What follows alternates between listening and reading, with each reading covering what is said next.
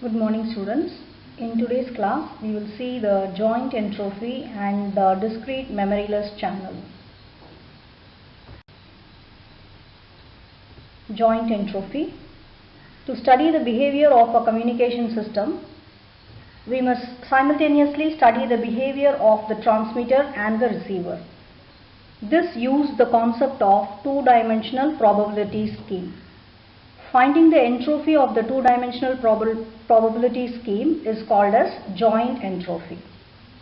Consider two sources S1 and S2 delivering symbols x is equal to x1, x2, x3, etc. up to xm, and y is equal to y1, y2, y3, etc. up to yn. Let p of xi and p of yj denote the probabilities of x is equal to xi and y is equal to yj, where xi and yj are the symbols generated from the two sources. Then the joint probability of x is equal to xi and y is equal to yj is represented as p of xi comma yj. So comma indicates that it is the joint probability. So the joint entropy is represented by h of x comma y. We already know the formula of entropy. So using the formula of entropy, we can extend the formula to the joint entropy of the two sources x and y as h of x comma y is equal to summation I is equal to 1 to m, j is equal to 1 to n, p of xi comma yj log 1 by p of xi comma yj, where p of xi comma yj is a joint probability. Three probabilities and their entrophies. So the entropy of the source x is given by h of x. H of x is equal to minus summation I is equal to 1 to m, p of xi log p of xi.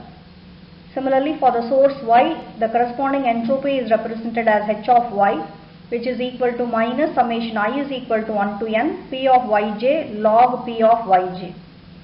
The joint entrophies of those two sources are represented by h of x comma y, which is equal to minus summation I is equal to 1 to m, summation j is equal to 1 to n. The joint probabilities, that is p of xi comma yj log p of xi comma yj. The joint probability can also be written in terms of conditional probability given by the formula p of xi comma yj is equal to p of xi by yj into p of yj, where p of xi comma yj is the joint probability and p of xi by yj is the conditional probability. Conditional probability. The conditional probability is given by p of xi by yj is equal to p of xi comma yj by p of yj. Substituting this in the formula of the entropy, we can get the formula of conditional entropy of x and y. X given y, that is h of x by y is equal to summation I is equal to 1 to m, summation j is equal to 1 to n. The joint probability p of xi comma yj log 1 by the conditional probability p of xi given yj. So h of x by y can also be written as minus double summation joint probability p of xi comma yj log of the conditional probability p of xi by yj multiplied by p of yj. The joint entropy we already know is represented as h of x comma y, which is double summation p of xi comma yj log 1 by p of xi comma yj, where p of xi comma yj is the joint probability.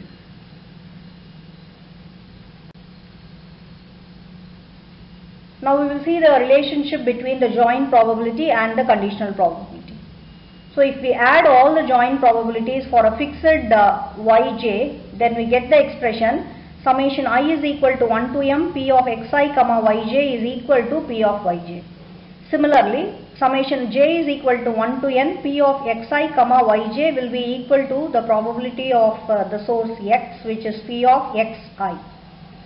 And we already know that summation of all the probability will be always equal to 1, whether it is for the source x or it is for the source y, which is given by summation I is equal to 1 to m, p of xi is equal to 1, summation j is equal to 1 to n, p of yj is equal to 1.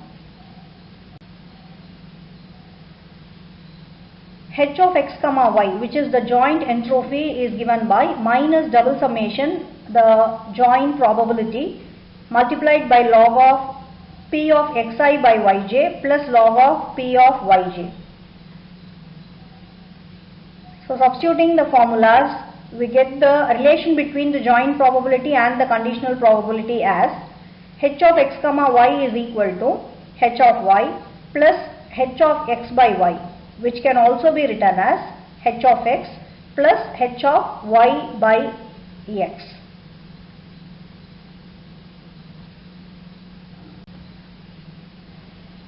If xi and yj are independent events, so in that case what happens?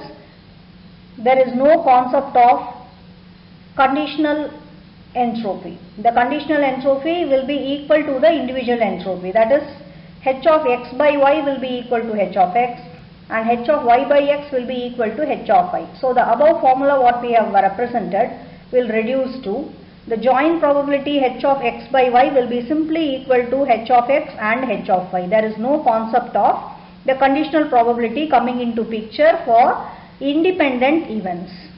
Okay. So for any independent event, the joint entropy h of x comma y will be simply equal to the summation of the individual entrophies h of x and h of y. Suppose if the event is going to be a dependent event instead of an independent event, in that case h of x comma y, that is the joint entropy, will be equal to h of y plus h of x by y. Here we can see that the conditional entropy is coming into picture. I will repeat again. Independent events, conditional entropy will be equal to the individual entrophies. For dependent events, the conditional entropy will come into picture, where the joint entropy h of x is written as either in terms of h of y or in terms of h of x. So in terms of h of y, it is written as h of y plus h of x by y, and in terms of h of x, the same joint probability h of x comma y is written as h of x plus h of y by x.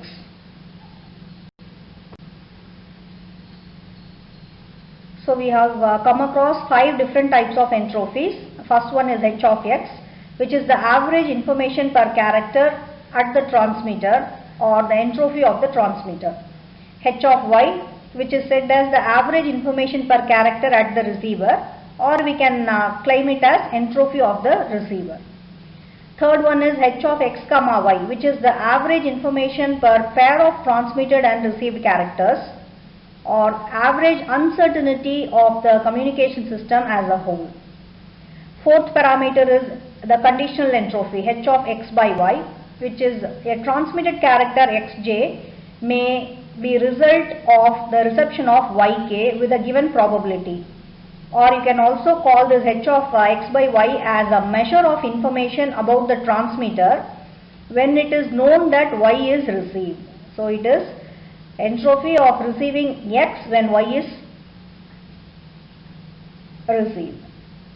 H of y by x, the last parameter, a received character yk may be the result of the transmission of xj with a given probability, or you can define the parameter h of y by x as it is a measure of information about the receiver where it is known that x is transmitted. So it is going to give a measure of y when x is transmitted.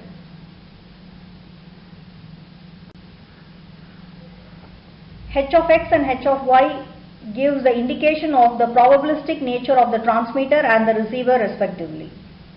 H of x by y indicate how well one can recover the transmitted symbol from the received symbol, that is, it gives the measure of equivocation. The last parameter h of y by x indicates how well one can recover the received symbols from the transmitted symbols, the vice versa of the previous one. That is, it gives the error measurement or the noise measurement.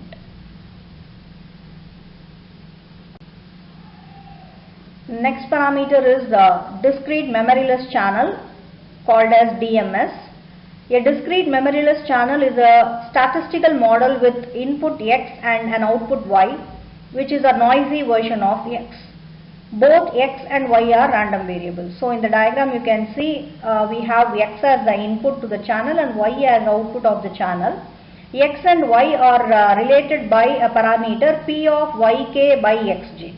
So this parameter P of Yk by Xj, it is called as the transition probability or the channel transition probability. It gives the relationship between the output of the channel and the input of the channel. We always say that the output Y is going to be a noisy version of the input X, where X, Y both are random variables. So channel matrix or transition matrix. A convenient way of describing a discrete memoryless channel is to arrange the various transition probabilities of the channel in the form of matrix. So the matrix is represented by P, where the first row of P has the value P of Y0 by X0, P of Y1 by X0. So it gives the value of what are all the possible received data when X0 is transmitted. And similarly the second row corresponds to the data X1, that is what are all the different ways that we can receive P Y0, P Y1, P Y2 etc. up to P k minus 1 when the data X1 is transmitted. So this matrix gives a complete characteristics of the channel and it is called as channel matrix or the transition matrix represented by P. So you will see a small problem. Write the transition matrix or the channel matrix for the channel shown below. So this diagram is given as the question and you are asked to write the channel matrix. So in the diagram what are the parameters given? You have two source symbols, one represented as X1, the other one represented as X2, and we have two output symbols represented by Y1 and Y2. So P of X1 is given as 0.6 and P of X2 is 0.4, and you know that the summation of the probabilities will be always equal to 1.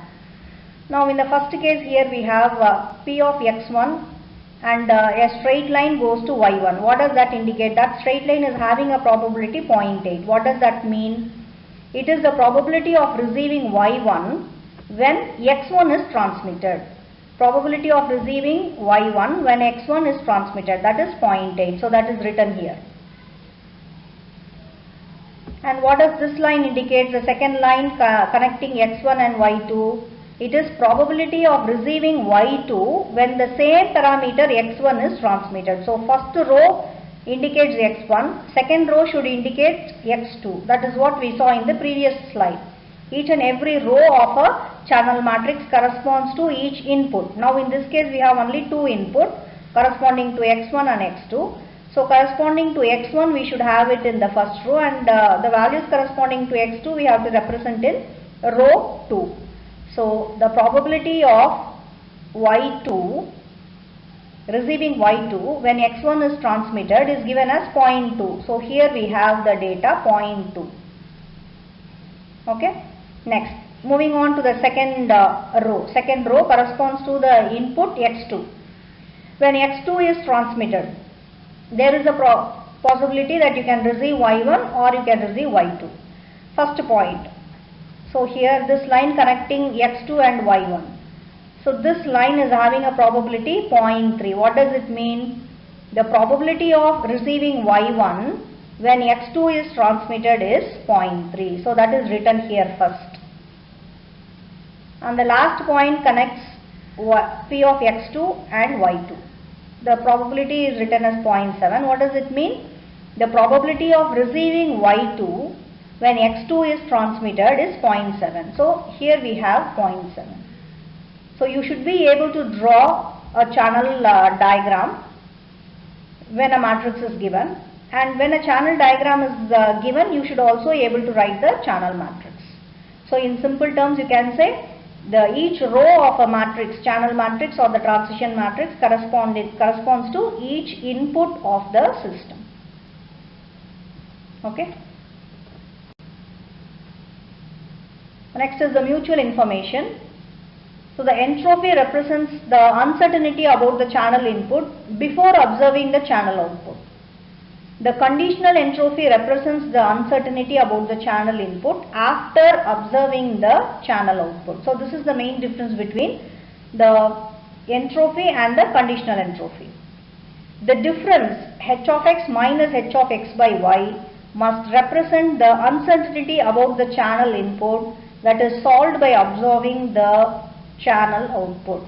So this parameter we call as mutual information, denoted by I of x semicolon y.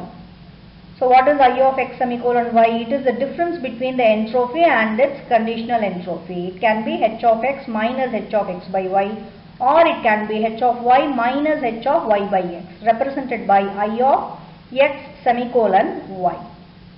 So I of x semicolon y can be written as h of x minus h of x by y, or h of y minus h of y by x, or h of x plus h of y minus h of x comma y. So the last formula relates the formula of mutual information between various entropies, that is the source entropy, the output entropy, and the joint entropy h of x comma y. Capacity of a discrete memoryless channel. The channel capacity of a discrete memoryless channel is defined as the maximum mutual information I of x semicolon y in a single use of the channel where the maximization is over all possible probability distribution, that is P of xj on x. The channel capacity is commonly denoted by C. So C is the maximum of I of x comma y, where the maximization is performed over all the probabilities of the input, represented by P of xj.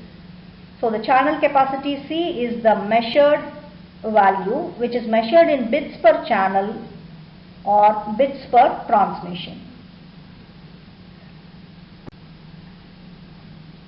Binary symmetric channel. So whenever you have two inputs and two outputs for any channel, then such a channel is called as binary. The binary symmetric channel is of great theoretical interest and practical importance.